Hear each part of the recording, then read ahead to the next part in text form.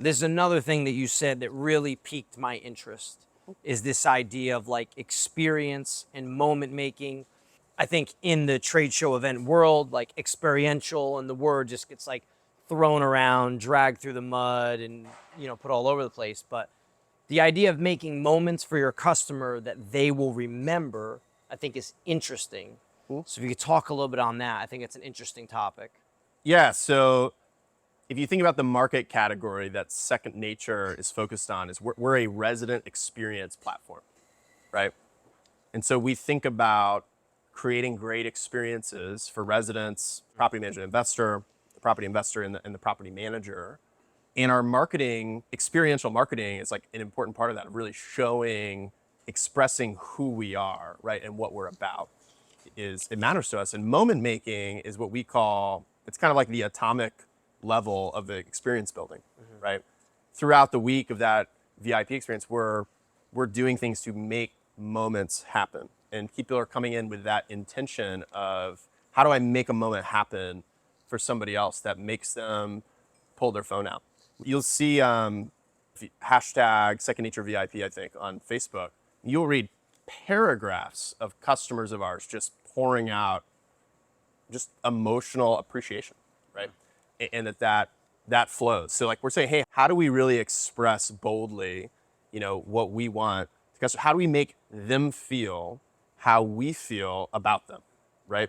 In our relationship and the relationship we want to have with them in such a way that, it really inspires something, right, in customers. Yeah. And so I think that's how we teach it. That's how we talk about it, as a discipline of moment making.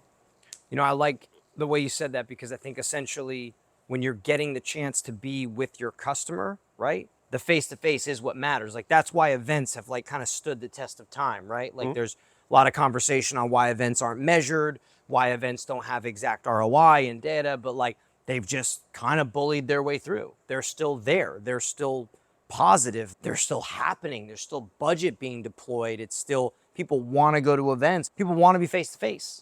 So it's that idea of, if you are getting someone there, how can you make it memorable? How can you connect with them? How can you have this interaction that they remember your company by, or they remember maybe the way you made them feel, essentially. We call them lightning strike marketing events. And the idea of a lightning strike is, it's this magnetizing to attention type of thing. And that instead of peanut butter spreading all of our budget, right, across a bunch of different marketing channels, or even a lot of different events, how do we focus it all in one place, right, to create this just, impossible to not look at type of spectacle, right? And so that's a marketing strategy and decision we have. And we say, hey, part of this is really appreciation, expression of radical gratitude and generosity to our customers. It's not just the prospects, but year over year over year, we've had an increasing market share, right, in this event, right? So increasingly we have more customers there and fewer prospects. And we say, hey, not just doing all this for your prospects, but keeping the focus on our customers. Because what we find is we can have, our 20, 30 people showing up in purple jackets, which is a lot more than most people bring.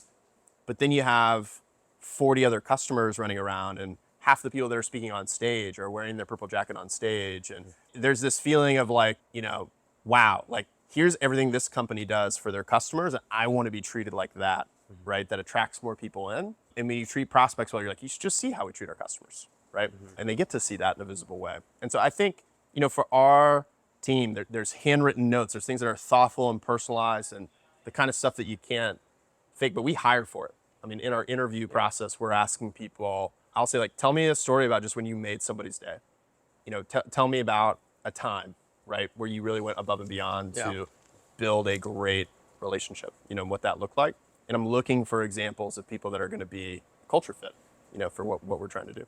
A lot of that to me sounds like you're listening to your customer. Like you're really trying to hear them and know who they are. And then you're trying to deliver on that through your team and at events. Moment making.